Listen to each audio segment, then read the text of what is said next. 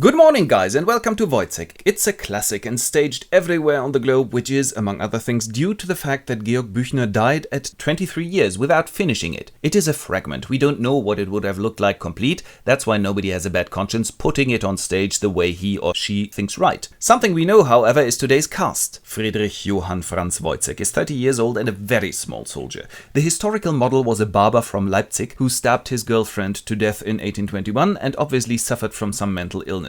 That's the case with Buechner's Woyzeck too. He shows symptoms of schizophrenia and has to earn loads of additional money because he has an illegitimate child with this girl here, Marie. It was obviously a one-night stand because she's rather interested in other men now. For example, this guy, the drum major. He's not a high-ranking soldier either, he's just more decorative as he's the conductor of a military band.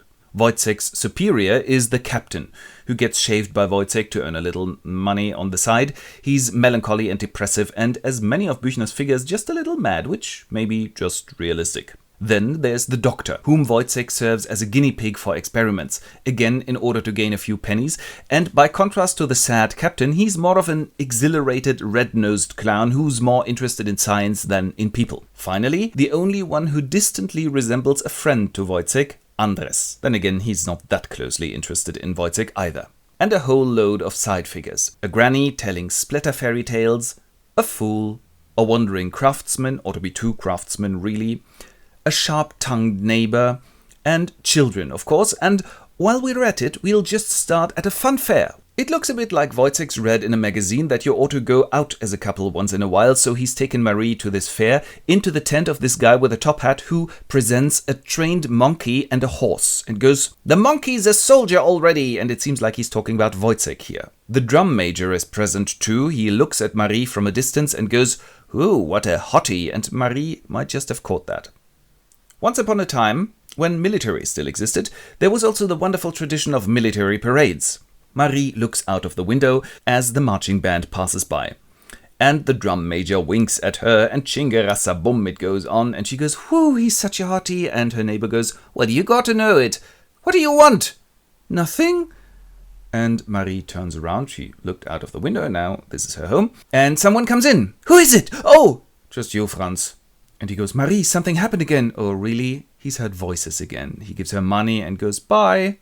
Bye. Next, we get to know the tough daily routine of Andres and Woyzeck, who have to cut sticks for their captain, probably so he can smash them on the backs of conscripts. And Woyzeck goes, "Here, do you hear this?" What?" "Voices. There's voices everywhere. And this light in the sky. I don't know." And Andres goes, "How about I sing this song with the bunnies again, Woyzeck?" Which he then does. It's a kind gesture, but surprisingly doesn't alleviate Woyzeck's hallucinations.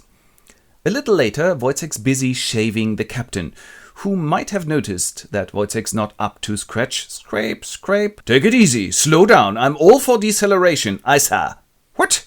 "Yes, Mr. Captain, sir." "There you go." And when they're done, the captain habitually takes the piss of Woyzeck, but in a kind way, alluding to the fact that he's got an illegitimate child, and Woyzeck goes, "I think God won't mind if the union was blessed before he was made." "Ta-ta-ta, Woyzeck." "Sir, you've got to be able to afford morals." And the captain laughs and goes, "He's a good one, good boy." It always sounds as if he was talking to a dog. Marie is playing with a kid in the meantime when Woyzeck enters and she's covering her ears. "What have you got there?" "Nothing." "You got earrings." "Yeah, I found them." "Two at once?" "What do you want, man?" "Nothing." Look at the kid, sweating in his sleep, always work for the ones like us. Here's money again, bye. And now she does have a bad conscience and goes, "I'm a bad person." At the doctor's, Woyzeck has been supposed to deliver a urine specimen, but can't pee at the moment, and the doctor goes, "I saw you pissing at a wall." "Sorry." "Haven't you read the terms and conditions of our deal? Anyone at home, you try it again." But Woyzeck can't. The doctor's experiment, by the way, consists in feeding Woyzeck nothing but peas for some months and then looking at the urine. And Woyzeck then goes, "Say, have you seen Double Nature, sir? Light, fire, voices?" And the doctor jumps in orgasmic joy and goes, "You're mad, you'll get a bonus!" At Marie's place, the drum major is visiting, who turns out to be a total poser, dancing around like on a catwalk, and Marie goes, "Move it, baby, shake it, why, he's such a good looker," and he goes, "Come here." "No!" "Hey, you wild animal," and she then ceases resistance. Well, it doesn't matter anymore, and he has a go at her. In town, the doctor then meets the captain in the street. Doctor! Doctor! Yeah? I'm so depressed all the time. Could you give me some pills? And he has a good look at him and goes, by the looks of it, you'll be dead in 4 weeks. What? But he's thrilled by the prospect too. And if you only get paralyzed on one side, we'll do some immortal experiments. Ha ha. Considering the fact that Buechner studied medicine himself, this doctor is an interesting figure.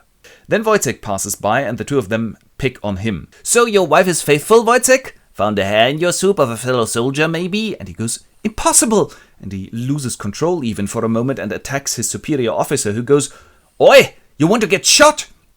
No, it's impossible! And he runs off. He wants to check with Marie and looks at her closely and goes, one ought to be able to touch it with one's hands. And she goes, what is it? There's nothing there. But I've seen him. Was he standing here? No, there's nothing there. A little later, there is something there, namely out in public, as Marie dances with a drum major in a pub.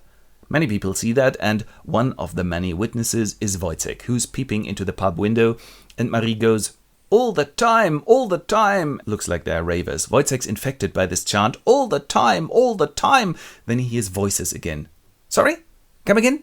Oh, I got to kill her. Okay. In the night, he tries to speak with his comrade Andres again, who's very sleepy, however, and goes, why don't you go to sickbay and take some stuff against that fever? Then a drunk traveling craftsman delivers a nihilist sermon in the pub, and a little later, Woyzeck enters the pub in order to fight the drum major. Being a little bigger than Woyzeck, he just goes, what do you want? And he forces Woyzeck to drink and just goes, knock.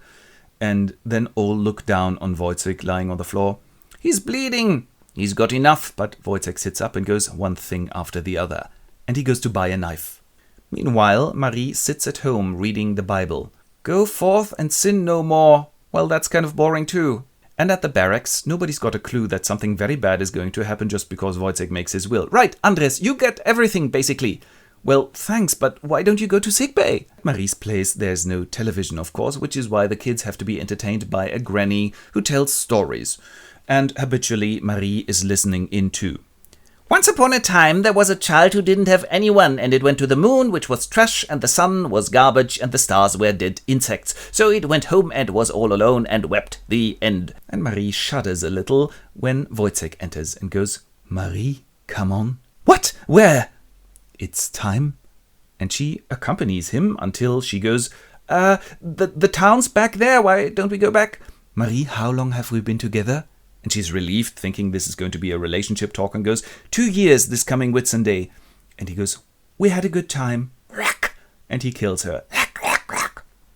Throws the knife into a pool, and then heads for the pub. There he drinks and parties a bit. But after a while, people notice that he's got blood on his cuff, and the fool goes, I'm smelling human blood. That's mine. I cut myself and wiped it off on the elbow. I'm not a murderer. And he runs back into the forest again, takes the knife and throws it further into the pool, and some people believe that then he goes into the water himself and commits suicide. It's not quite clear from the fragments that Buechner has left. People very quickly find out something has happened. Come on, we need to go out and see Marie. She's lying in the pool there. Massive catastrophe tourism is taking place, and in the end, someone says the beautiful sentence, a good murder. A beautiful murder. We haven't had such a one as this in a long time.